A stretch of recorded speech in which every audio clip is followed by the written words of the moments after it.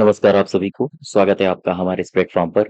आज के इस वीडियो में हम उत्तर प्रदेश के इतिहास को पढ़ेंगे और उत्तर प्रदेश के इतिहास का ये दूसरा भाग है। इससे पहले पार्ट 1 हम लोगों ने कर लिया था और इसमें हम पूरा उत्तर प्रदेश का इतिहास कवर कर रहे हैं, प्रागैतिहासिक काल से लेकर आधुनिक काल तक। और साथ ही साथ इसमें जो भी प्रीवियस ईयर्स क्वेश्चंस हैं, उन सबको कवर किया जा रहा है। वो चाहे उत्तर प्रदेश लोक सेवा आयोग के द्वारा पूछा गया हो, आरओ-ईआरओ की परीक्षाओं में पूछा गया हो या यूपी ट्रिपल एससी की यूपी उत्तर प्रदेश पुलिस और उत्तर प्रदेश दरोगा की किसी भी परीक्षा में पूछे गए क्वेश्चन है, अगर वो उत्तर प्रदेश के इतिहास से हैं, तो आपको इस वीडियो में देखने को ज़रूर मिलेंगे। ठीक है? तो ये इसका दूसरा भाग है। अगर आपको इसकी पीडीएफ भी चाहिए, तो आप हमारे टेलीग्राम चैनल से जुड़ सकते हो। साथ ही साथ चैनल को सब्सक्राइब करिए, वीडियो को शेयर करिए ज़्यादा से ज़्यादा। तो चलिए शुरू करते हैं। क्वेश्चन नंबर 51 से देखो, हम लोग 50 तक कर चुके थे और उसी के आगे शुरू करते हैं। 51 कह रहा है कि महात्मा बुद्ध ने सबसे ज़्यादा अपने जो उपदेश हैं, वो कहाँ दिए हैं? ये पूछ रहा है। तो बताइए भाई सबसे ज़्यादा उपदेश कहाँ दिए हैं? पावा में, श्रावस्ती में, कुशीनगर में या फिर कपिलवस्तु में? तो जो भगवान बुद्ध इन्होंने सबसे ज़्यादा उपदेश दिए हैं कौशल देश की राजधानी में और वो है श्रावस्ती। ठीक है? इसमें तीसरा सही हो जाएगा। अच्छा ये जो आपका भगवान बुद्ध से बारे में इनके बारे में कुछ बातें हैं जो आपको पता होनी चाहिए। जैसे भगवान बुद्ध इन्होंने सबसे ज़्यादा उपदेश ये कहाँ दिए? मैंने अभी बताया था आपको, कौशल देश की राजधानी में, कौशल देश की राजधानी में, ठीक है? ये इतना भी आपसे पूछा गया है। तो आपको अगर आप ऑप्शन में श्रावस्ती ना दे, तो फिर आप हाँ, इसी को लगाओगे। कौशल देश की राजधानी में का मतलब क्या है? श्रावस्ती में, ठीक है? उस समय कौशल महाजनपद था। तो अब अगर इनका पूछा जाए कि पहला उपदेश ये बताओ, तो आप क्या बताओगे? आप बताओगे सारनाथ। अगर इनका पूछा जाए महानिर्वाण कहाँ हुआ? तो आप क्या बताओगे? आप बताओगे कुशीनारा, ठीक है? कुशीनारा में। और अपना जो उत्तर प्रदेश है, उत्तर प्रदेश को बौद्ध धर्म का पालना भी कहा जाता है, ठीक है? तो ये कुछ बातें हैं 3-4 एक्स्ट्रा जो आपको याद रखनी पड़ेंगी। भगवान बुद्ध से बारे में, उत्तर प्रदेश से संबंधित कैसे हैं ये? सबसे ज़्यादा इन्होंने यहाँ पर उपदेश दिए हैं श्रावस्ती में। पहला उपदेश भी इन्होंने यहीं पर दिया काशी सारनाथ में। महानिर्वाण भी इनका यहीं हुआ, कुशीनगर में मृत्यु भी यहीं हुई और इसी वजह से सबसे ज़्यादा जो एक्टिविटीज़ रही हैं, वो भगवान बुद्ध की उत्तर प्रदेश में रही हैं और इसी वजह से इसे कहा जाता है बौद्ध धर्म का पालना, उत्तर प्रदेश को। ठीक है? हाँ, नेक्स्ट देखो क्वेश्चन नंबर 52। शेरशाह सूरी का अंतिम अभियान ये निम्नलिखित में से किस राज्य के विरुद्ध था? ये पूछ रहा है आपसे। शेरशाह सूरी के विरुद्ध अंतिम अभियान ये किस राज्य के विरुद्ध था? केवल इतना पूछा है तो किसके विरुद्ध था ये? कलिंजर के विरुद्ध था, मालवा या फिर कन्नौज या फिर गौड़ वंश? तो ये जो था ये कलिंजर के विरुद्ध था। पहला वाला सही है। कलिंजर यानी कि लगभग 1545 के आसपास का टाइम था और 1545 में इसने कलिंजर के विरुद्ध इसने आक्रमण किया था। और ये जो कलिंजर का अगर आपसे किला पूछा जाए, कलिंजर का किला ये कहाँ पर है? तो आप बताओगे उस समय बांदा में था। ठीक है? बांदा में।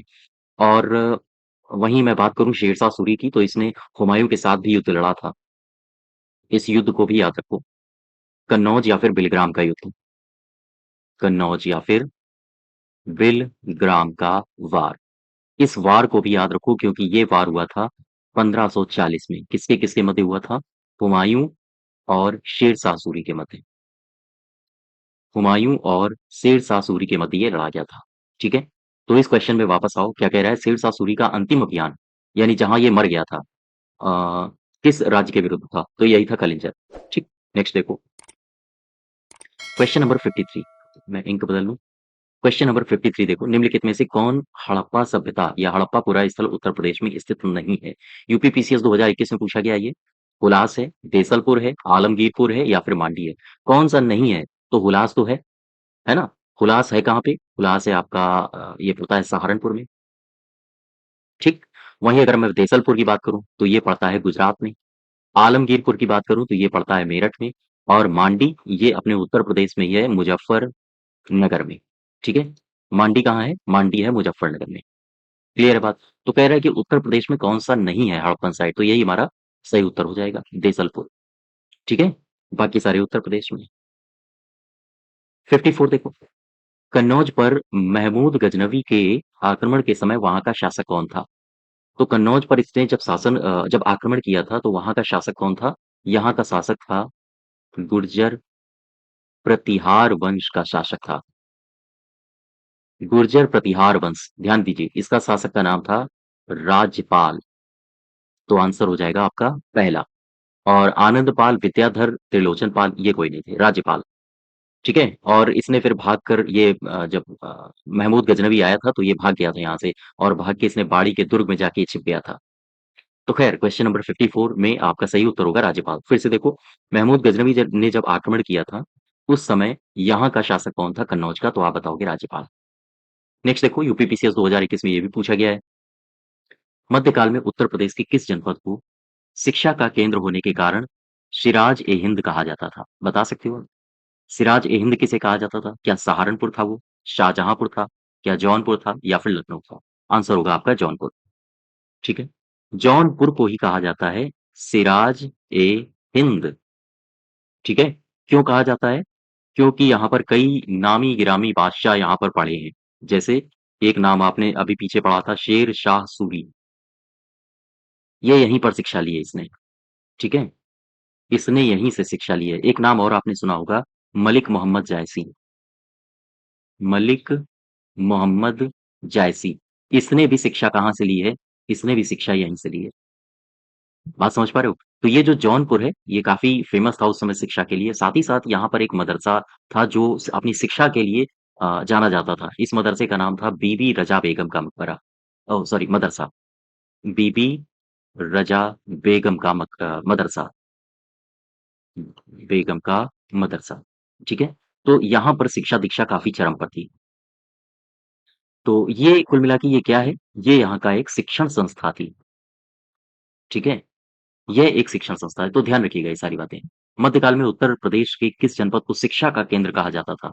जिसे सिराज-ए-हिंद के नाम से भी जाना गया है, तो यही है जौनपुर। नेक्स्ट देखो, निम्नलिखित में से किस वर्ष प्रयागराज यानी उत्तर प्रदेश के किले पर अंग्रेजों का आधिपत्य हो गया था? तो कब हुआ था ये? ये हुआ था 1797 के आसपास, यानी 1797, चौथा वाला सही हो जाएगा। उस समय यहाँ का जो नवाब था, उसका नाम था सादत अली खां। सादत अली खां, ये यहाँ का नवाब था और इसी के समय बहुत सारी घटनाएँ हुई थी। जैसे मैं बात करूँ, इलाहाबाद का किला इसने अंग्रेज़ों को दे दिया था, जो ये अभी आप देख रहे हो, ठीक है? तो सबसे जो महत्वपूर्ण बात हुई थी, इलाहाबाद का किला इसने अंग्रेज़ों को दे दिया, ठीक? इसके अलावा और क्या-क्या घटनाएँ हुई? 1801 में इसी का शासनकाल था और 1801 में इसने इसने वेलेज़ली के साथ सहायक संधि कर ली थी। सहायक संधि, यही सआदत है। सआदत, सहायक, ठीक है? मैच-मैच करा लो थोड़ा-सा। सहायक संधि कर ली। तो मैच करा लेते हो तो थोड़ा याद करने में आसानी होती है ना? और इसके समय में क्या हुआ था, दरअसल 1819 में इसी का शासन था, इसी के समय में इसे राजा की उपाधि भी दी गई थी। 1819 में इसे राजा की उपाधि दी गई, ठीक है? तो प्रश्न पूछा जाता है कि किस नवाब को राजा की उपाधि भी दी गई थी? तो ध्यान रखो ये सारी बातें। हालाँकि इनके बारे में मैंने आपको इतिहास में पढ़ाया हुआ है, आप हमारी प्लेलिस्ट में जाके वहाँ से देख सकते हो। क्वेश्चन नंबर 58 देखो, यूपीपी यानी उत्तर प्रदेश पुलिस 2018 में पूछा गया है कि आगरा की जो मोती मस्जिद है, इसका निर्माण किसने करवाया था? तो ये तो काफ़ी सिंपल सा है, अकबर ने करवाया नहीं था, शाहजहाँ इसी ने करवाया था, औरंगज़ेब ने भी नहीं करवाया था, दारा शिकोह भी नहीं, यही है शाहजहाँ, इसी ने करवाया था। अच्छा, कुछ स्मारक हैं, जिनके निर्माण समय-समय पर होते रहे हैं, तो ज़रा देखो इनको। इनको याद रखिएगा चूँकि यहाँ से आपके एग्ज़ाम में प्रश्न पूछे जा सकते हैं। जैसे मैं लिखूँ जामा मस्जिद बदायूं की, बताओ किसने बनवाई? ठीक, जामा मस्जिद बदायूं की किसने बनवाई? तो आप बताओगे इल्तुतमिश ने। याद रखिएगा। मैं अगर पूछूं कि जामा मस्जिद ये जौनपुर की, ये किसने बनवाई? दोनों के उत्तर अलग होंगे। ये बनवाई है हुसैन शाह शर्की ने। मैं अगर आपसे पूछूं, अच्छा, ये हुसैन शाह शर्की ने बनवाई जरूर थी, लेकिन इसको जो शुरुआत की थी वो इब्राहिम शाह शर्की ने इसकी शुरुआत की थी। इब्राहिम शाह ने इसकी शुरुआत की थी, ठीक है? बाकी आप लिख लेना। जामा मस्जिद दोनों हो गई। इसके बाद मैं अगर आपसे पूछूँ कि बताओ अटाला मस्जिद है कहाँ पे? जौनपुर में है। ये किसने बनवाई थी अटाला मस्जिद? तो ये भी बनवाई थी इब्राहिम शाह ने, ठीक है? इसके बाद मैं अगर आपसे पूछूँ कि झंझरी मस्जिद ये किसने बनवाई थी? ये कहाँ पर है? ये भी है जौनपुर में और ये बनवाई किसने थी झंझरी मस्जिद? ये बनवाई थी अ, यही था झंझरी मस्जिद में इब्राहिम शाह शर्की। और क्या मुझे बता सकते हो जौनपुर नगर की स्थापना किसने की थी? जौनपुर नगर की स्थापना किसने की थी? ये की थी फिरोज शाह तुगलक ने। फिरोज शाह तुगलक ने, ठीक है? और मुझे बताओ कुछ 2-4 बातें जैसे मैं अगर आपसे पूछूं कि आगरा का जो किला है, आगरा का किला, तो आगरा के किले में दीवाने आम इसका निर्माण किसने करवाया? दीवाने खास इसका निर्माण किसने करवाया? और मुझे बताओ आगरा के किले में मोती मस्जिद इसका निर्माण किसने कराया? तीनों का एक ही उत्तर होगा, वो है शाहजहां। ठीक? क्लियर है बात? हाँ, तो ये जितनी भी बातें हैं आप याद रखो। यहाँ तक तो जामा मस्जिद बतायूं कि किसने बनवाई है? इल्तुतमिश ने। जामा मस्जिद अगर जौनपुर की पूछे तो हुसैन शाह सर्की ने इसको कंप्लीट किया था, लेकिन शुरुआत की थी इब्राहिम शाह सर्की ने। अटाला मस्जिद ये इब्राहिम शाह सर्की ने बनवाई थी। जंजरी मस्जिद ये भी जौनपुर में है और इसे भी इब्राहिम शाह सर्की ने बनवाई थी। जौनपुर नगर की स्थापना फिरोज शाह तुगलक ने जौना खां के उसमें नामकरण में किया था। आगरा के किले में दीवाने आम है, दीवाने खास है, मोती मस्जिद है, सबका निर्माण करवाया है शाहजहां ने। ठीक, तो इस प्रश्न का उत्तर सही सही हो जाएगा शाहजहां। 59 नरसिंह की सबसे ऊंची शैलोत्कीर्ण प्रतिमा ये कहां पर है? नरसिंह भगवान की सबसे ऊंची शैलोत्कीर्ण प्रतिमा ये कहां पर पाई गई है? दरअसल ये पाई गई है नरसिंह की प्रतिमा, ये दुधई में पाई गई और दुधई कहां पर है? ये है ललितपुर में, ठीक है? ललितपुर में। और इसकी जो ऊंचाई बताई जा रही है 35 फीट बताई जाती है, 35 फीट।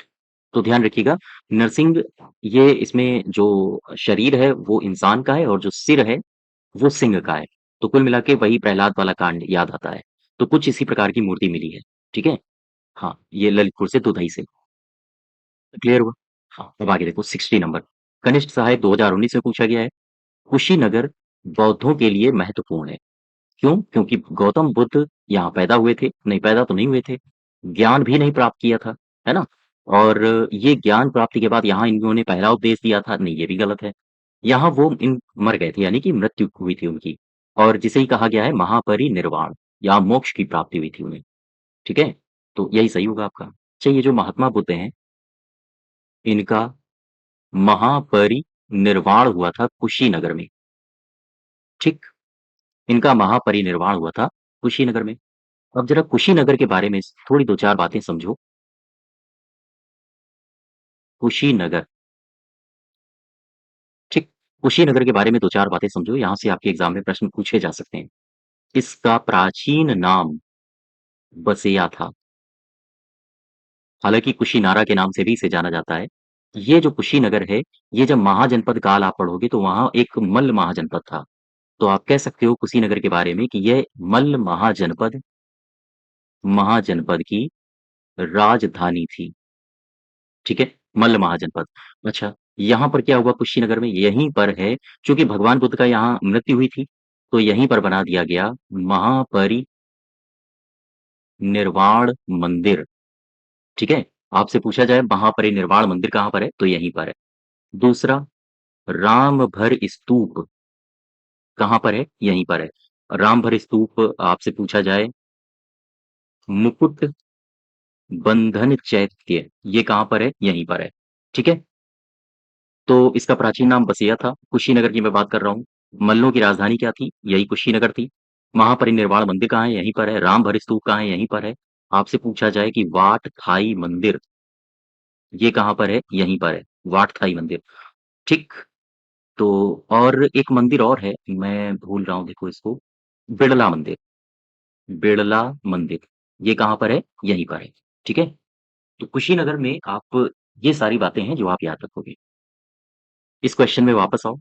क्या कह रहा है? कुशीनगर बौद्धों के लिए महत्वपूर्ण है, क्यों? क्योंकि बुद्ध भगवान का यहाँ पर मृत्यु हुई थी, यानी कि महापरिनिर्वाण हुआ था यहाँ पर, ठीक है?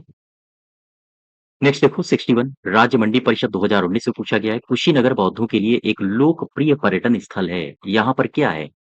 हिरन उद्यान है, मूल गंधकुटी विहार है, या फिर तिब्बती मंदिर है, या फिर रामभर स्तूप है? तो आप बताओगे रामभर स्तूप। अभी मैंने पीछे देखा था, यहाँ पर है रामभर स्तूप। क्वेश्चन नंबर 62 देखो 62 जैन धर्म के 24वें तीर्थंकर हैं महावीर। इनका जन्म कहाँ हुआ है? इनका जन्म लुम्बिनी में, पावापुरी में, कपिलवस्तु में, या कुंडग्राम वैशाली में? तो आप बताओगे इनका जन्म हुआ है कुंडग्राम वैशाली में। ठीक है। 63 देखो निम्नलिखित में से कौन सा व्रत है जो पांचवें महाव्रत के रूप में जाना जाता है, जिसे महावीर स्वामी ने जोड़ा था? प्रश्न एक बार फिर से समझो। कह रहे हैं कि महावीर स्वामी ने एक महाव्रत जोड़ा था। चार तो पहले से थे, एक इन्होंने जोड़ा था, तो टोटल हो गए पांच महाव्रत, जिन्हें कहा जाता है पंच महाव्रत। ये जो महावीर स्वामी का है ये कौन सा है? अपरिग्रह नहीं है, अस्तेय नहीं है, अहिंसा भी नहीं है, इनका है ब्रह्मचर्य। ठीक है। नेक्स्ट देखो भगवती सूत्र निम्नलिखित में से किससे संबंधित है? दो ग्रंथ आपने पढ़े होंगे जब आप पढ़ रहे होगे महाजनपद काल। ठीक। तो दो ग्रंथ आपने पढ़े होंगे, एक तो है भगवती सूत्र, भगवती सूत्र, और एक है आपका जिसका नाम है अंगुत्तर निकाय, अंगुत्तर निकाय। तो ये जो भगवती सूत्र है ये जैन ग्रंथ है, और अंगुत्तर निकाय ये बौद्ध ग्रंथ है। ठीक है। तो भगवती सूत्र ही आपसे पूछा है, तो यही है जैन ग्रंथ। ठीक। नेक्स्ट देखो, एक तरफ महाजनपद लिखा है, दूसरी तरफ इनकी राजधानियां लिखी हैं, और आपसे कह रहा है कि मैच कराओ। महाजनपदकालीन राज्य और उनकी राजधानियों से संबद्धता के विषय में कौन सा कथन एक है जो सही नहीं है? वत्स महाजनपद, इसकी राजधानी क्या थी? ध्यान दीजिएगा, वत्स महाजनपद की राजधानी थी कौशाम्बी। ठीक है। काम्पिल ये गलत हो गया। चेदी महाजनपद की राजधानी थी शुक्तिमती, ये सही है। अपना बुंदेलखंड वाला क्षेत्र है, बुंदेलखंड वाला क्षेत्र। आप ये जब मैप देख रहे हो तो ये वाला जो एरिया है, इलाका है, ये वाला, ये बुंदेलखंड है। सूरसेन मथुरा वाला क्षेत्र है। ठीक है। ये आगरा है, और यहाँ के आसपास का क्षेत्र है मथुरा। मल्ल महाजनपद कुशीनगर, कुशीनगर ये वाला क्षेत्र है, इधर पूर्वांचल वाला, है ना? तो ये भी सारे सही हैं, लेकिन वत्स ये गलत हो गया। वत्स की राजधानी कौशाम्बी है, काम्पिल्य नहीं है। ठीक है। नेक्स्ट देखो, क्वेश्चन नंबर 66 सेहत मेहत या सहेत महत स्तूप का निर्माण किस महाजनपदकालीन नगर में हुआ था? क्या ये कौशाम्बी में हुआ था, काशी में हुआ था, अहिच्छत्र में हुआ था, या फिर श्रावस्ती में हुआ था? क्वेश्चन नंबर 66 का सही उत्तर होगा सहेत महत यानी कि श्रावस्ती। ठीक। अब इसमें देखो 66 में कई सारी बातें हैं जो आपको पता होनी चाहिए, जैसे पीछे आओ जरा वापस, क्या था? कौशाम्बी, है ना? कौशाम्बी है, काशी है, अहिच्छत्र है, और श्रावस्ती है। तो सहेत महत स्तूप का निर्माण श्रावस्ती में हुआ था, ये सही है। अच्छा, ये जो सहेत महत या श्रावस्ती है, श्रावस्ती, इसके बारे में बहुत सारी बातें हैं जो आपको पता होनी चाहिए, और समय-समय पर आपके एग्जाम में पूछी भी जाती रहती हैं। जैसे श्रावस्ती उस समय एक जनपद था कोशल, कोशल महाजनपद की दूसरी राजधानी थी, दूसरी राजधानी थी। तो कोशल महाजनपद की पहली राजधानी कौन थी? इनकी पहली राजधानी कौन थी? तो इनकी पहली राजधानी थी साकेत। ठीक है। उत्तर दक्षिण में भी बांटा जाता है कि उत्तरी राजधानी दूसरी थी, पहली वाली दक्षिणी राजधानी थी। इस तरह से भी बांटा जाता है, लेकिन ये सब आपके एग्जाम में वनडे एग्जाम्स में नहीं पूछे जाते हैं। तो श्रावस्ती ये क्यों फेमस हुआ? क्योंकि कौशल महाजनपद की राजधानी थी श्रावस्ती। ठीक है। और कौशल महाजनपद की एक और राजधानी थी जिसका नाम था साकेत। अच्छा, श्रावस्ती के एक साहूकार थे, इन साहूकार का नाम था अनाथ पिंडक। इनका नाम याद रखिए, हो सकता है पूछ लिए जाए। साहूकार थे श्रावस्ती के जिनका नाम था अनाथ पिंडक। ये चर्चा में क्यों रहे? बौद्ध काल में ये चर्चा में इसलिए रहे थे क्योंकि इन्होंने, अनाथ पिंडक ने एक विहार बनवाया था जिसका नाम है जेतवन विहार। विहार बनवाकर महात्मा बुद्ध को दान में दिया था, महात्मा बुद्ध को दान किया था। ठीक है। तो ध्यान रखिएगा, श्रावस्ती के साहूकार अनाथ पिंडक ने जेतवन विहार बनवाया और फिर उसे बनवाकर महात्मा बुद्ध को दान में दिया था। श्रावस्ती फेमस है जैनों के लिए क्योंकि यहाँ पर एक जैन तीर्थंकर भी जन्म लिए हैं जिनका नाम है संभवनाथ। संभवनाथ का यहाँ पर जन्म हुआ था। ठीक है। ये संभवनाथ कौन है? ये हैं जैन प्रभु या जैन तीर्थंकर, ठीक है? तो ये 4-5 बातें हैं जो आपको पता होनी चाहिए। श्रावस्ती किस महाजनपद की राजधानी थी? तो आप बताओगे कोसल। श्रावस्ती में क्या विहार कौन-सा विहार है? जेतवन विहार है, जिसे महात्मा बुद्ध को दिया गया था अनाथपिंडक के द्वारा। श्रावस्ती में किस जैन गुरु का जन्म हुआ है? तो वो है संभवनाथ, ठीक?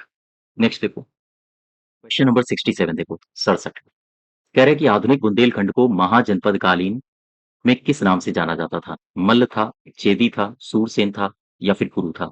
इसमें से कौन-सा सही होगा? इसमें से सही होगा चेदी, ठीक है? चेदी महाजनपद कहा जाता था। अच्छा, इसमें मल्ल भी दिया है, सूरसेन भी दिया है और कुरु भी दिया है। ज़रा इसको समझो। मल्ल भी दिया है, सूरसेन भी दिया है और कुरु भी दिया है। मैं पहले उठाता हूँ मल्ल महाजनपद को। मल्ल महाजनपद, ये जो मल्ल महाजनपद है, ये कुशीनगर इसकी राजधानी थी और एक राजधानी थी इसकी पावा। ये दोनों हैं राजधानियाँ, ठीक है? तो आपसे पूछा जाए मल्ल महाजनपद की राजधानी कौन थी? कुशीनगर भी थी और पावा भी थी। अच्छा, ये कहाँ है? इस समय अगर पूछा जाए तो ये किस क्षेत्र में है? तो ये देवरिया वाले क्षेत्र में आती हैं। देवरिया और गोरखपुर का क्षेत्र, ठीक है? देवरिया और गोरखपुर के क्षेत्र के आसपास इनका विस्तार देखा गया है। वहीं अगर मैं बात करूँ दूसरे ऑप्शन में चेदी दिया था, तो ये जो चेदी है, इसकी राजधानी थी शुक्तिमती, जो कि बांदा के क्षेत्र में आती थी। वहीं एक ऑप्शन दिया था सूरसेन, सूरसेन की राजधानी थी मथुरा उस समय, महाजनपद काल में, और ये मथुरा के आसपास वाला क्षेत्र।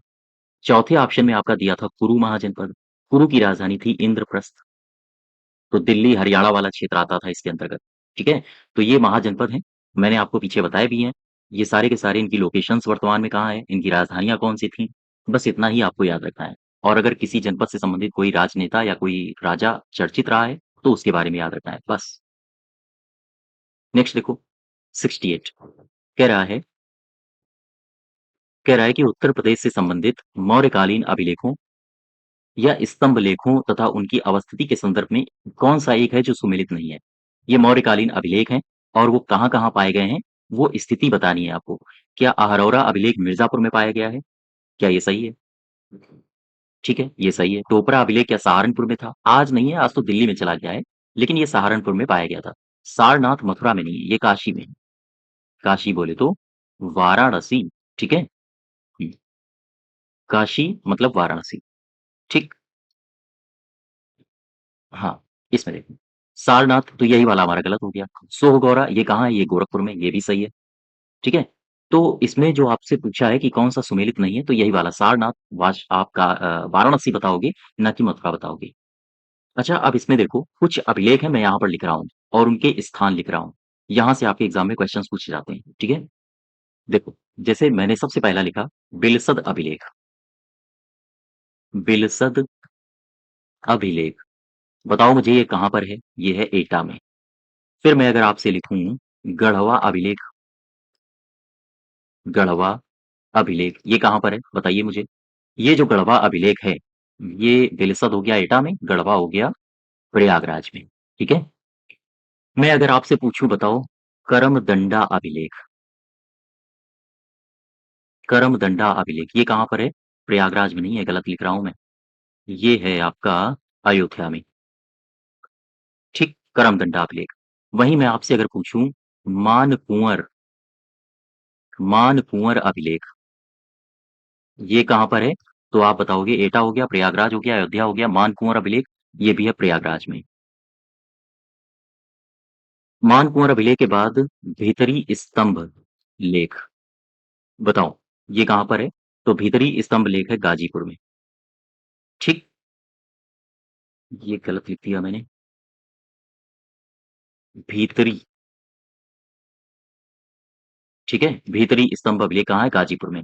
अच्छा, और मुझे बताओ, भीतरी स्तंभ के बाद मैंने एक लिखा कहोम अभिलेख, कहोम अभिलेख, ये कहाँ पर है? ये है गोरखपुर में। कहोम अभिलेख के बाद मैं अगर लिखूँ हरहा अभिलेख, बताओ हरहा अभिलेख ये कहाँ पर है? ये है बाराबंकी में। हरहा अभिलेख के बाद मैंने लिखा बांसखेड़ा, बांसखेड़ा लेक, ये कहाँ पर है? शाहजहांपुर में, ठीक है? बांसखेड़ा लेक शाहजहांपुर में है। और मुझे बताओ एक और अभिलेख है जैसे मैं लिखूं मधुबन अभिलेख। मधुबन, ठीक है, ये कहाँ पर है? ये है मऊ में। तो ये लोकेशंस आप याद रखो, ये लोकेशंस पूछी जा सकती हैं। आपसे पूछा जा सकता है कि कौम अभिलेख कहाँ पर है? गोरखपुर में। खरहा कहाँ पे है? बाराबंकी में। बांसखेड़ा शाहजहांपुर में। मधुबन मऊ में है। इससे पहले मैंने ये सारे बताए। बेलसद का अभिलेख एटा में है। गढ़वा का अभिलेख प्रयागराज में है। करमदंडा अयोध्या में। मानकुंवर प्रयागराज में। भीतरी स्तंभ ये गाजीपुर में है। ठीक है? हाँ। और इसमें आपसे देखो ये पूछा है यही वाले क्वेश्चंस। एक तरफ अभिलेख लिख दिया, दूसरी तरफ उनकी अवस्थिति और पूछ रहा है। तो इस प्रकार के क्वेश्चन से भी आप वाकिफ रहो, तैयार रहो। नेक्स्ट देखो 69। उत्तर प्रदेश के सल्तनतकालीन स्थापत्य नगर तथा उनके संस्थापकों के विषय में कौन सा एक सही सुमेलित नहीं है? जामा मस्जिद बदायूं की किसने बनवाई है? इल्तुतमिश ने। मैंने बताया था पीछे आपको, है ना? पूरी लिस्ट बनवाई थी। अटाला मस्जिद जौनपुर की किसने बनवाई है? ये गलत हो गया, फिरोज शाह ने नहीं बनवाई है। तो फिर किसने बनवाई है? इसके स्थान पर होना चाहिए इब्राहिम शाह शर्की, अटाला मस्जिद के लिए। इब्राहिम शाह शर्की।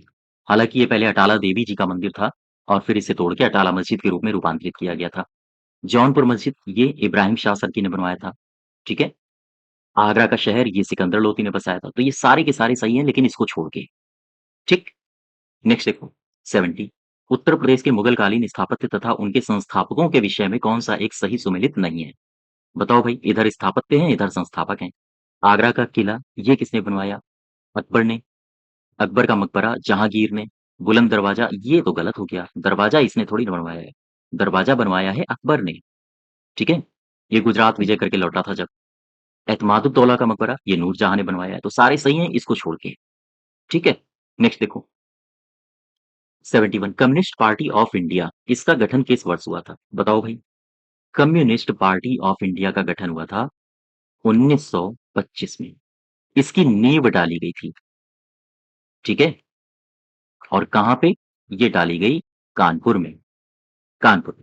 तो 1925 में कम्युनिस्ट पार्टी की नींव डाली गई थी कानपुर में। और आपने एक कांड सुना होगा बोल्शेविक, कानपुर बोल्शेविक षड्यंत्र मामला, वो भी इन्हीं से जुड़ा हुआ है। कानपुर बोल्शेविक षड्यंत्र मामला, वो भी इन्हीं से जुड़ा हुआ है। और इन सब के बारे में मैंने डिटेल से आपको बताया है मॉडर्न हिस्ट्री उत्तर प्रदेश की। वो मैंने कंप्लीट कराया है, आप प्लेलिस्ट में जाके देख सकते हो। ठीक है? तो कानपुर बोल्शेविक षड्यंत्र मामला, इसका भी संबंध कहाँ से है? कानपुर से। और कब इसकी स्थापना हुई थी? 1925, 1925 में। यहाँ तक क्लियर हुआ? हाँ, अब देखो आगे 72। निम्नलिखित में से किस वर्ष संयुक्त प्रांत का नाम परिवर्तित होकर उत्तर प्रदेश पड़ा था? तो यूपी कब यूपी बना, यानी यूनाइटेड प्रोविंस कब उत्तर प्रदेश बना? ये बना 1950 में। ठीक है? 1950 यानी कि 1950 में बना था। अच्छा, अब इसमें देखो कुछ ईयर्स हैं, एज इट इज रट्टा मारना है आपको। देखो 1836, ये लिस्ट एक एक याद रखिएगा। 1836 लिखा, फिर 36 दूना 72, 72 और 5 1877। फिर इसके बाद आएगा 1902। फिर इसके बाद आएगा 1937। फिर इसके बाद आएगा 1950। ये कुल मिला के 5 ईयर्स हैं जो आपको याद रखने हैं। शुरुआत से उठाओ। 1836 में क्या हुआ? उत्तर प्रदेश को किस नाम से जाना जाता था? उत्तर पश्चिम प्रांत। 1877 में उत्तर प्रदेश को किस नाम से जाना जाता था? उत्तर पश्चिम प्रांत एवं अवध।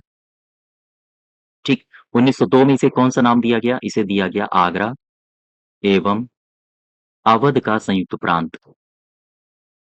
अवध का संयुक्त प्रांत। 1937 में इसे क्या नाम दिया गया? इसे दिया गया संयुक्त प्रांत। फिर 1950 में इसे क्या नाम दिया गया? इसे दिया गया उत्तर प्रदेश। 24 जनवरी 1950 को। तो देखो अब यहाँ से सबसे पहले उत्तर पश्चिम प्रांत था। फिर उत्तर पश्चिम प्रांत बना रहा लेकिन अवध जुड़ गया। फिर अवध बना रहा, उत्तर पश्चिम प्रांत हट गया, लेकिन आगरा आ गया। आगरा और अवध पहले उत्तर पश्चिम प्रांत था, फिर उत्तर पश्चिम प्रांत और यूपीए आया। बात समझ पा रहे हो? फिर इसके बाद अवध आ गया। ठीक। यूपी, फिर आया यूपीए, उत्तर पश्चिम प्रांत और अवध। इस प्रकार से आप याद कर सकते हो। तो ठीक है? फिर इसके बाद आ गया यूपी संयुक्त प्रांत और फिर आ गया यूपी। यूपी बीच में थोड़ा सा चेंजमेंट हुआ है, अवध आ गया है, आगरा आ गया है। ठीक है? तो ये लोकेशंस याद रखो। अच्छा, एक यहाँ से और बात याद रखो।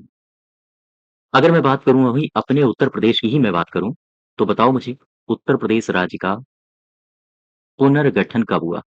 तारीख बताओ। 1 नवंबर 1956 में। ठीक। उत्तर प्रदेश राज्य का विभाजन कब हुआ?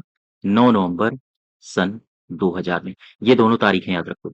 वहीं मैं बात करने जा रहा हूँ अब प्रदेश की राजधानी के बारे में। उत्तर प्रदेश की राजधानी। तो इसमें भी आप 2-3 ईयर्स याद रखोगे। सबसे पहले 1836 क्या हुआ? आगरा राजधानी थी। फिर इसके बाद 1858 क्या हुआ? प्रयागराज राजधानी थी। फिर इसके बाद 1935 में क्या हुआ? लखनऊ राजधानी बनी पूर्ण रूप से। आंशिक रूप से तो पहले पहले बहुत पहले लखनऊ बन चुकी थी, लेकिन पूर्णतः राजधानी कब बनी थी? लखनऊ 1935 में। ठीक है। तो ये लोकेशन, ये डेटा आप याद रखो। ये डेटा बार बार रिपीट होते हैं परीक्षाओं में। तो 72 का सही उत्तर क्या हो जाएगा? 1950। ठीक। अब आगे देखो नेक्स्ट क्वेश्चन नंबर है 73। 1918 के संयुक्त प्रांत किसान सभा का गठन निम्नलिखित में से किस नेता ने किया था? किसान सभा का गठन किस नेता ने किया था? क्या रामचंद्र ने किया था, सहजानंद सरस्वती जी ने, इंद्र नारायण द्विवेदी जी ने, या फिर जवाहरलाल नेहरू ने? तो आपका उत्तर सही होगा इंद्र नारायण द्विवेदी। ठीक है। 1918 की किसान सभा की बात हो रही है तो जरा देख लो। तो चार बातें। बात 1918 की है। 1918 में क्या हुआ? उत्तर प्रदेश उत्तर प्रदेश किसान सभा का गठन हुआ। सभा का गठन हुआ। ठीक। 1918 में उत्तर प्रदेश किसान सभा का गठन हुआ। गठन किया किसने? इसमें 3 लोगों के नाम आपको याद रखनी है। कौन-कौन? सबसे पहले गौरी शंकर मिश्रा जी का। गौरी, ये क्या लिख दिया मैंने? गौरी शंकर मिश्रा जी का। दूसरा नाम आप याद रखोगे इंद्र नारायण जी का। इंद्र नारायण द्विवेदी। ठीक है। और तीसरा आप नाम याद रखोगे एमएमएम यानी मदन मोहन मालवीय। तो ये 3 नाम याद रखो। यही 3 नाम चर्चित रहते हैं उत्तर प्रदेश किसान सभा के गठन के लिए। 1918 में बनी थी। अच्छा, 2 ईयर्स और याद रखो। 1920 में क्या हुआ? इसके बाद एक याद रखो ईयर 1936 में क्या हुआ? 1920 में क्या हुआ? 1920 में हुआ ये कि अवध किसान सभा बनी। किसने बनाई? ये बनाई थी बाबा रामचंद्र ने। ठीक। अवध किसान सभा। अब 1936 में आओ। यहाँ क्या हुआ? यहाँ हुआ ये कि अखिल भारतीय किसान सभा बनी। ध्यान देना, यहाँ अवध किसान सभा है, यहाँ अखिल भारतीय किसान सभा है। अच्छा, इसके अध्यक्ष कौन थे? इसके अध्यक्ष थे सहजानंद सरस्वती। और इसके महासचिव कौन थे? महासचिव थे एन जी रंगा। ठीक। तो ये लोग ये आपको फैक्ट हैं, ये आपके लिए फैक्ट्स हैं जो उत्तर प्रदेश से आए दिन एग्जाम्स में पूछे जाते हैं। ठीक है। तो इसका सही उत्तर क्या होगा? 1918 में संयुक्त प्रांत किसान सभा का गठन निम्नलिखित में से किस नेता ने किया था? ये किया था इंद्र नारायण द्विवेदी जी ने। नेक्स्ट देखो क्वेश्चन नंबर 74। 74। काशी हिंदू विश्वविद्यालय की स्थापना किस वर्ष हुई थी? बताओ। काशी हिंदू विश्वविद्यालय, ये काफी इजी क्वेश्चन है। 1916 आप बता दोगे तुरंत। 1916 में इसकी स्थापना हुई थी, है ना? लेकिन मुझे ये बताओ, मुझे कुछ इंस्टीट्यूशन इसमें और बताइए। जैसे मैं यहाँ पर लिख रहा हूँ 1898 की बात है। उस समय एनी बेसेंट ने स्थापना की थी सेंट्रल हिंदू कॉलेज की। या हम ऐसे लिखें, कैसे लिखें, पहले मैं इसको इरेज कर देता हूँ। सेंट्रल हिंदू कॉलेज की स्थापना। ठीक है। अच्छा, ठीक है। फिर इसके बाद एक तारीख आई, एक साल आया 1916। 1916 में शख्स आए मदन मोहन मालवीय। उन्होंने स्थापना कर दी काशी हिंदू विश्वविद्यालय की। हिंदू विश्वविद्यालय। ठीक। फिर एक साल इससे पहले था 1861। उस समय 1861 में एक शख्स का नाम था शिवदयाल साहब। शिवदयाल साहब। ठीक है। ये शिवदयाल साहब क्यों चर्चा में थे? क्योंकि शिवदयाल साहब ने आगरा में अ, राधा स्वामी सत्संग की स्थापना की थी। इन्होंने आगरा में राधा स्वामी सत्संग की स्थापना की। ठीक, यहाँ तक क्लियर हुआ। इसके बाद फिर एक साल और आता है 1888। इसमें क्या हुआ? 1888 में एक शख्स थे जिनका नाम था सर सैयद अहमद खां। ये सर सैयद अहमद खान ने क्या किया? इन्होंने एक और एसोसिएशन की स्थापना की जिसे कहा जाता है यूनाइटेड इंडियन पैट्रियाटिक एसोसिएशन। ठीक है? तो ध्यान रखिएगा यूनाइटेड इंडियन पैट्रियोटिक एसोसिएशन की स्थापना कब की गई? 1888 में सर सैयद अहमद खान के द्वारा। ठीक है? फिर एक वर्ष और याद रखो 1866 का। इससे पहले ये वर्ष घटित हो चुका था ये घटना और ये 1866 में एक आंदोलन चलाया गया था जिसका नाम है देवबंद आंदोलन, अपने यूपी में सहारनपुर से। और इसमें प्रमुख नेता पूछे जाते हैं आपसे। तो इन 2 शख्स का नाम याद रखो। सबसे पहले हैं मोहम्मद मोहम्मद कासिम ननौतवी। ठीक है? और दूसरे शख्स का नाम याद रखो जिनका नाम है रशीद अहमद गंगोही। राशिद अहमद गंगोही। तो ये 2 के दोनों नाम याद रखो 1866 देवबंद आंदोलन से ये संबंधित हैं। ठीक है यहाँ तक? हाँ, नेक्स्ट देखो। क्वेश्चन नंबर है 75। 75 में कह रहा है कि स्वतंत्रता संग्राम के दौरान उत्तर प्रदेश में आयोजित भारतीय राष्ट्रीय कांग्रेस के अधिवेशन हुए हैं और उनके अध्यक्षों के विषय में कौन से कथन असंगत हैं? तो एक तरफ ये अधिवेशन दिए हैं और एक तरफ ये इनके दिए हैं अध्यक्ष। कह रहा है कि इनको मैच कराओ, कौन-सा अध्यक्ष कब बना था? तो ध्यान रखो 1888 में जो अधिवेशन हुआ था, वो कब कहाँ हुआ था? वो हुआ था प्रयागराज में। और इसके अध्यक्ष कौन थे? अध्यक्ष थे जॉर्ज यूले, ठीक है? 1925 में अधिवेशन कहाँ हुआ था? ये हुआ था कानपुर में और इसके अध्यक्ष ये नहीं थे। एनी बेसेंट ना होके इसकी जो अध्यक्ष थी वो थी सरोजिनी नायडू। सरोजिनी नायडू, ये सही होगा। 1936 में ये अधिवेशन 1936 में कहाँ हुआ था? 35-36 में हुआ था लखनऊ में, एलकेओ और इसके अध्यक्ष थे जवाहरलाल नेहरू, ठीक है? वहीं मैं बात करूँ 1946 में जो अधिवेशन हुआ कांग्रेस का वो कहाँ हुआ? वो हुआ मेरठ में और इसके अध्यक्ष थे जेबी कृपलानी, आचार्य जेबी कृपलानी। तो कह रहा है कि कौन-सा सुसंगत नहीं है, यानी कि संगत नहीं है, कौन-सा सही नहीं है? तो यही वाला कथन है जो आपका सही नहीं है, दूसरा, ठीक है? हाँ। क्वेश्चन नंबर 76 कह रहा है कि कांग्रेस के किस अधिवेशन में कांग्रेस तथा मुस्लिम लीग के बीच समझौता हुआ था? क्या कानपुर अधिवेशन था? कानपुर अधिवेशन तो नहीं था। कानपुर अधिवेशन की जो अध्यक्षता कर रही थी, उनका मुझे नाम बता दो। सरोजिनी नायडू, ठीक है। कह रहा है कि कांग्रेस और मुस्लिम लीग के बीच समझौता कहाँ हुआ था? क्या इलाहाबाद में हुआ था? ना। 1910 में जो इलाहाबाद का सम्मेलन हुआ था, उसके अध्यक्ष कौन थे? इनका नाम था विलियम वेडरबर्न, ठीक है। अब मुझे बताओ बनारस का अधिवेशन हुआ था 1905 में, इसके अध्यक्ष कौन थे? इसके अध्यक्ष थे गोपाल कृष्ण गोखले, जीके जी। अच्छा, अब यहाँ पर आओ। 1916 को कहा जाता है लखनऊ पैक्ट, 1916 में। और ये जो 1916 का अधिवेशन था, इसी में हुआ था कांग्रेस और मुस्लिम लीग के मध्य समझौता। बात समझ पा रहे हो? तो लखनऊ पैक्ट इसे कहा जाता है, तो यही वाला हमारा सही उत्तर हो जाएगा, है ना? अच्छा, अब इसमें देखो जरा लखनऊ पैक्ट में हुआ और क्या-क्या? Lucknow pact pact 1916। बात तो उत्तर प्रदेश की है इसलिए मैं थोड़ा-सा डिटेल में आपको बता दूँ। इसके अध्यक्ष कौन थे? यहाँ पर जो अधिवेशन हुआ था आईएनसी आईएनसी बोले तो इंडियन नेशनल कांग्रेस का जो अधिवेशन हुआ था 1916 में, इसके अध्यक्ष कौन थे? इसके अध्यक्ष थे जीकेजी। 1 मिनट गलत कर दिया मैंने, जीकेजी नहीं है, ये हैं एसीएम यानी कि अंबिका चरण मजूमदार, ठीक है? ये इसके अध्यक्ष थे। क्या-क्या हुआ यहाँ पे? यहाँ पे हुआ ये कि कांग्रेस का एकीकरण हुआ था, एकीकरण हुआ।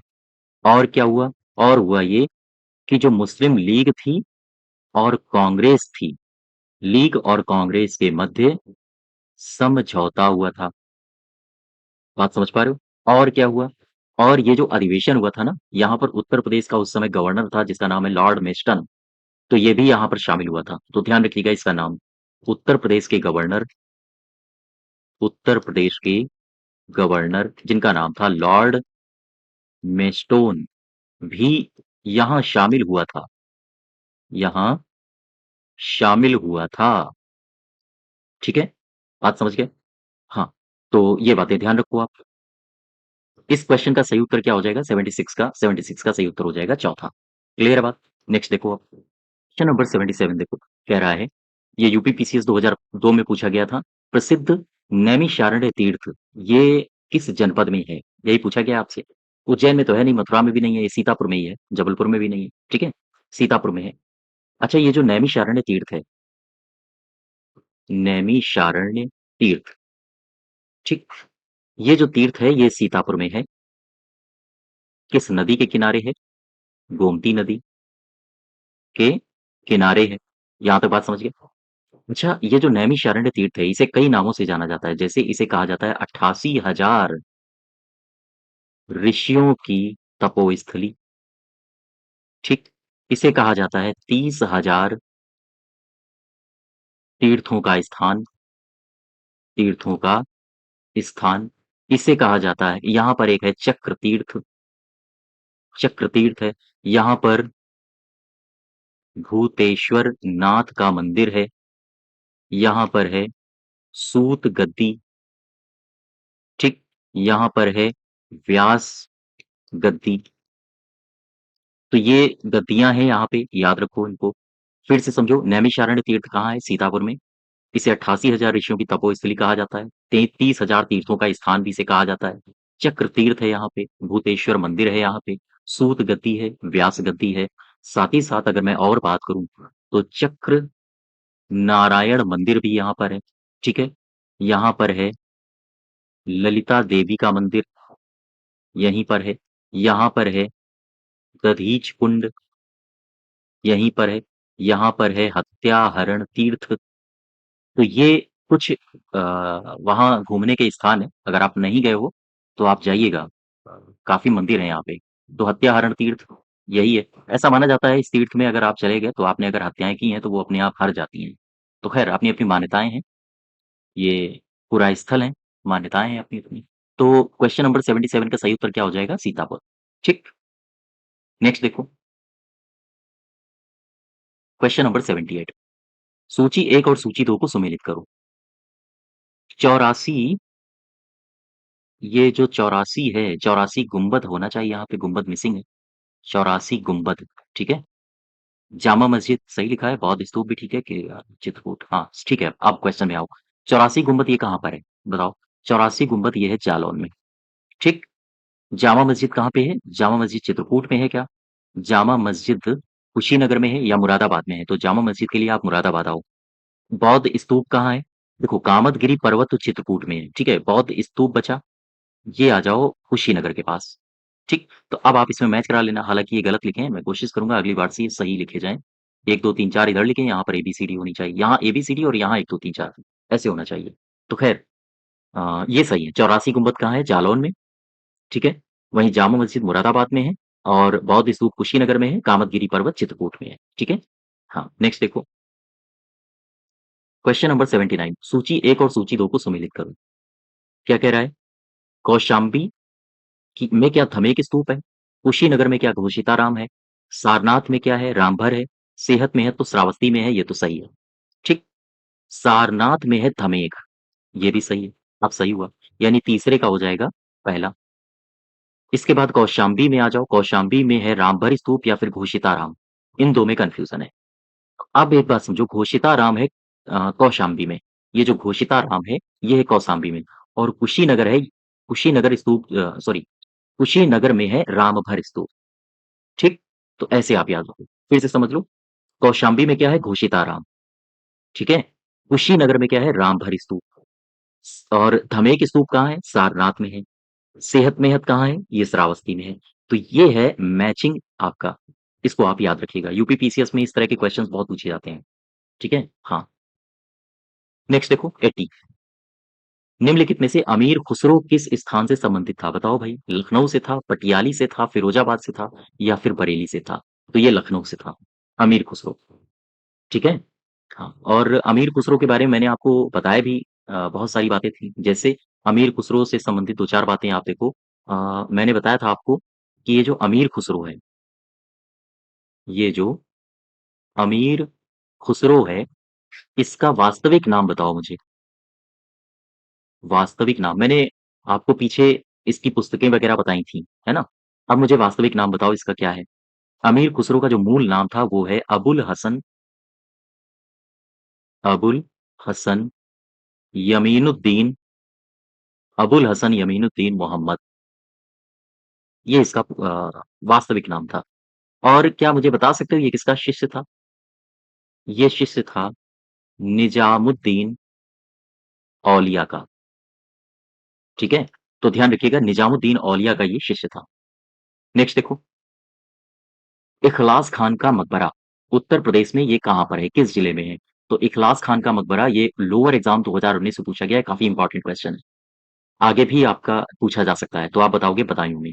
इसकी आजकल लंबाइयाँ भी बहुत पूछी जा रही हैं, तो अगर आपसे इसकी लंबाई पूछे तो आप बताओगे 152 फुट, और अगर आपसे इसकी चौड़ाई तो नहीं पूछी जाएगी, लंबाइयाँ 150 फुट, ठीक है? इसकी लंबाई 152 फुट है, ये याद रखिएगा आप। इखलास खान का मकबरा ये बदायूं में है, ठीक है? नेक्स्ट देखो, 82 82 सारनाथ वह पवित्र स्थान है जहां पर भगवान बुद्ध ने अपना पहला उपदेश दिया था।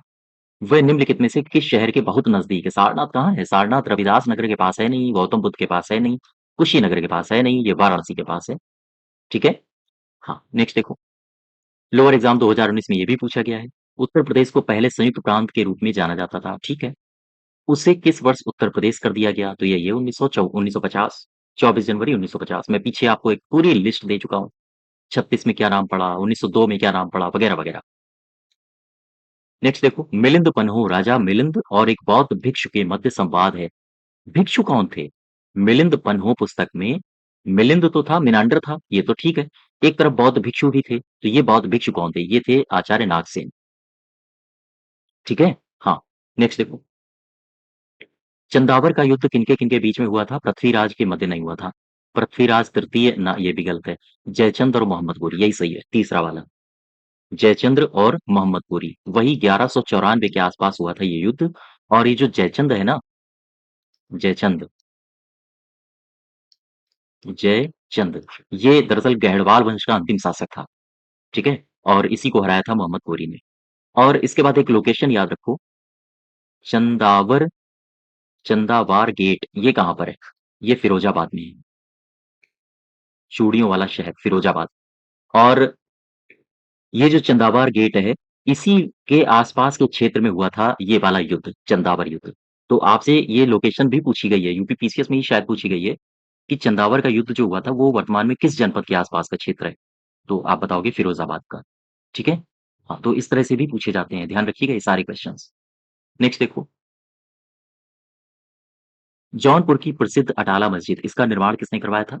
इब्राहिम शाह सरकी ने, हुसैन ने, मोहम्मद बिन तुगलक ने, या फिर सिकंदर लोदी ने? ये करवाया था इब्राहिम शाह सरकी ने, अटाला देवी के मस्जिद को तोड़ के, ठीक है? नेक्स्ट देखो, 87 शिक्षा, संस्कृति, व्यापार एवं कला का प्रमुख केंद्र बन जाने के, ये बन लिखा है, बन जाने के कारण किसे पूर्व का सिराज कहा जाता है? तो पूर्व का सिराज कौन है? पूर्व का सिराज मैंने अभी आपको बताया था, शिक्षा का केंद्र था हमारा जौनपुर, ठीक है? हाँ, तो यही हो जाएगा पूर्व का सिराज।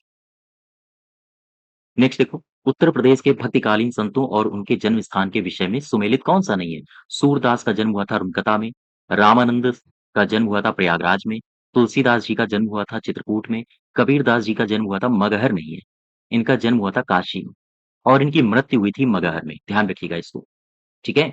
काशी में इनका जन्म हुआ था और मृत्यु हुई थी इनकी मगहर में, संत कबीर नगर में जो है आजकल। नेक्स्ट देखो, कबीर की शिक्षाओं का जो संग्रह है निम्न में से क्या कहलाता है? ये बीजक कहलाता है। साखी, शबद, रमैनी, ये सारे के सारे बीजक में ही, ठीक है? इसे कहा जाता है बीजक। नेक्स्ट देखो, 90 प्रसिद्ध सूफी संत हैं शेख सलीम चिश्ती का मकबरा, ये कहाँ पर है? आपसे ये पूछा है। कासगंज में तो है नहीं, बदायूं में भी नहीं है, फतेहपुर सीकरी में है। और फतेहपुर सीकरी की अगर मैं बात करूं तो फतेहपुर सीकरी में बहुत सारा कुछ है। यहाँ पर है शेख सलीम चिश्ती का मकबरा, ये तो मैंने बता ही दिया। यहाँ पर है बुलंद दरवाजा, यहाँ पर है जामा मस्जिद, ये क्या लिख रहा हूँ मैं? यहाँ पर है जामा मस्जिद, ठीक है? और जामा, यहाँ पर है जोधाबाई महल, यहाँ पर है बीरबल महल, यहाँ पर है पंच महल, यहाँ पर है मरियम महल, ठीक है? तो ये सारे महल याद रखो। नेक्स्ट देखो, कह रहा है कि किस मुगल बादशाह की मृत्यु हुई थी पुस्तकालय की सीढ़ियों से गिरकर? एक इतिहासकार हैं, उन्होंने कहा है कि हुमायूं ने अपने जीवन काल में लड़खड़ाते अपना साम्राज्य चलाया और लड़खड़ाते ही मर गया। उसके साम्राज्य में भी आपने देखा होगा शेरशाह सूरी ने खदेड़ दिया था ना, इतिहास अगर पढ़ी होगी। तो खैर, पुस्तकालय की सीढ़ियों से कौन गिरा था? यही हुमायूं। ठीक है, नेक्स्ट देखो, कह रहा है कि किसने पानीपत के तीसरे युद्ध में अहमद शाह अब्दाली का साथ दिया था? ये अपने अवध के जो नवाब हैं, अवध के नवाबों में एक नवाब था जिसने पानीपत का जो तीसरा युद्ध हुआ था उसमें अहमद शाह अब्दाली का साथ दिया था। ये क्या सआदत अली है, क्या वाजिद अली है, शुजाउद्दौला है या फिर आसफुद्दौला है? तो इसमें आपका सही उत्तर होना चाहिए शुजाउद्दौला। ठीक है, अब इसमें जरा शुजाउद्दौला से देखो दो चार बातें। सबसे पहले तो आप एक एक आपसे लिस्ट पूछी जाती है आपके एग्जाम में कि अवध के नवाब को क्रमानुसार सजाइए। तो मैं अवध के नवाब को क्रमानुसार लिखे दे रहा हूं, इनको ये लिस्ट आपको याद रखनी है। सबसे पहले सआदत खां, बुरहान उल मुल्क, सआदत खां, बुरहान उल मुल्क। दूसरा है सफदर जंग। ठीक, तीसरा बन के आया था, इसका नाम है शुजाउद्दौला। इसको याद रखो, शुजाउद्दौला। एक आया था आसफ उद दौला। ठीक, फिर बंदा एक आया था, मैं यहां पर लिख रहा हूं, आसफ उद दौला के बाद आया था वजीर अली। वजीर अली के बाद एक नवाब गद्दी पर बैठा जिसका नाम है सआदत अली खां। सआदत अली खां। फिर एक बंदा गद्दी पर बैठा है जिसका नाम है गाजी उद्दीन हैदर। फिर एक बंदा गद्दी पर बैठा, मैं अब यहां से लिख रहा हूं, गाजी उद्दीन के बाद एक, और ये अंतिम था, जिसका नाम है नवाब वाजिद अली शाह। नवाब वाजिद अली शाह। तो ये हैं जो आपको याद रखने हैं, एज इट इज सीक्वेंस यही है इनकी, ऐसे फिर ऐसे फिर ऐसे। ठीक, तो ये सीक्वेंस आपको याद रखनी है। नेक्स्ट देखो, अच्छा इसमें मैं ये कौन सा नवाब था? ये था शुजाउद्दौला, है ना? अहमद शाह अब्दाली का जिसने साथ दिया था। तो शुजाउद्दौला के कार्यकाल में देखो क्या क्या हुआ था। शुजाउद्दौला ये था अवध का नवाब। कहाँ से कब से कब तक रहा? 1754 से रहा था 1775 तक। अवध के नवाब की गद्दी पर बैठा। क्या किया इसने? सबसे पहला तो इसने जो काम किया था वो काम किया था, जो पानीपत की लड़ाई हुई थी, पानीपत की तीसरी लड़ाई में, पानीपत की तीसरी लड़ाई में इसने अहमद शाह अब्दाली का साथ दिया। इसने अहमद शाह अब्दाली का साथ दिया।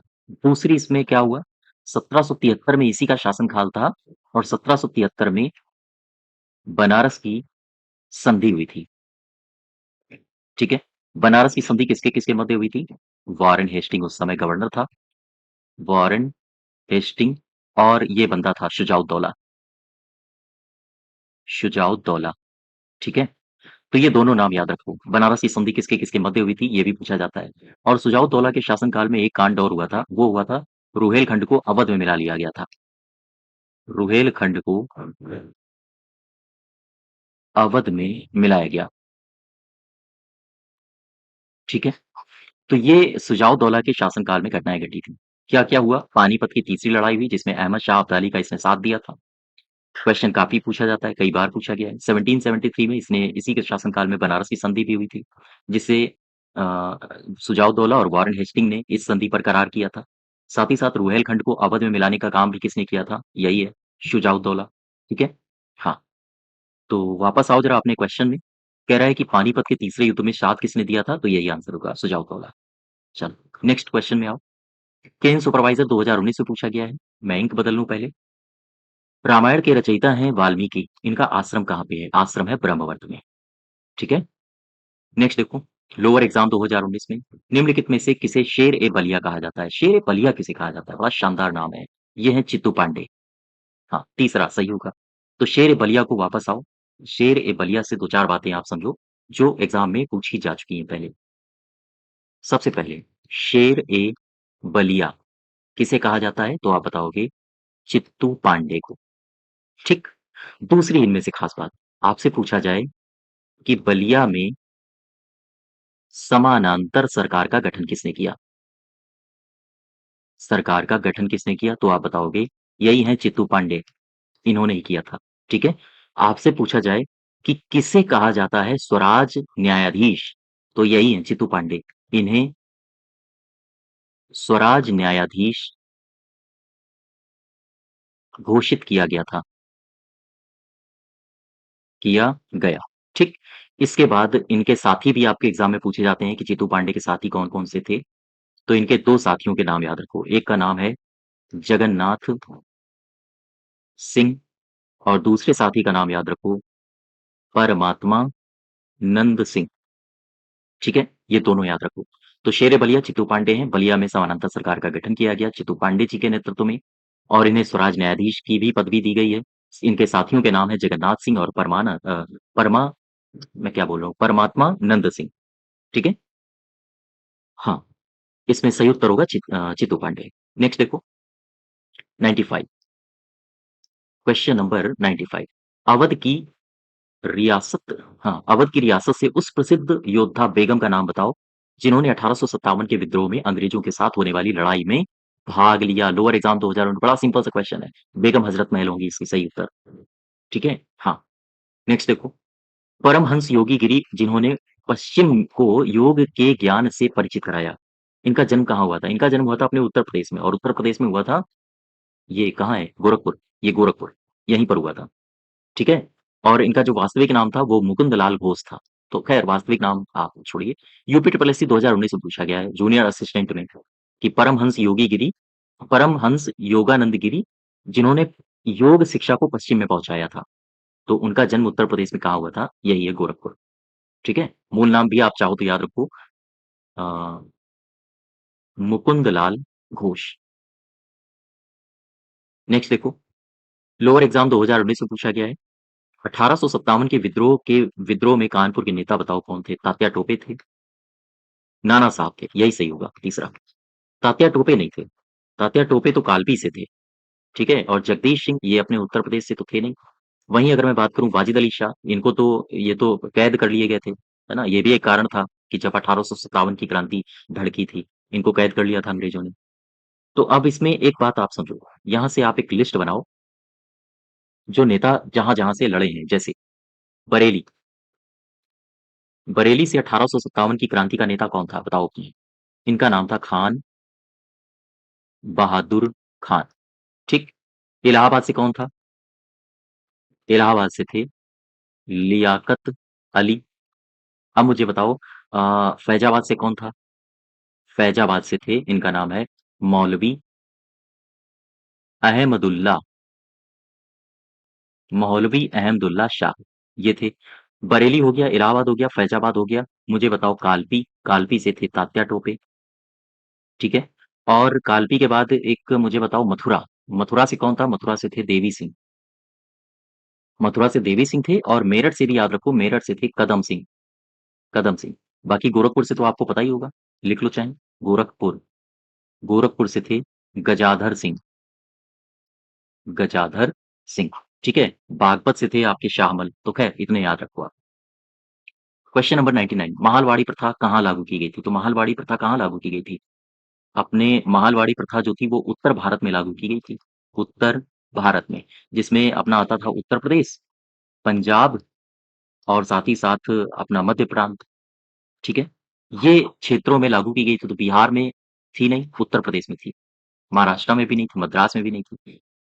ठीक है। यहाँ तो आपकी और भी योजनाएं चल रही थी, योजनाओं का मतलब है और भी प्रणालियां, जैसे रैयतवाड़ी अ, व्यवस्था चल रही थी, है ना, जमींदारी व्यवस्था चल रही थी इन जगहों पर। लेकिन उत्तर प्रदेश में महालवाड़ी चल रही थी।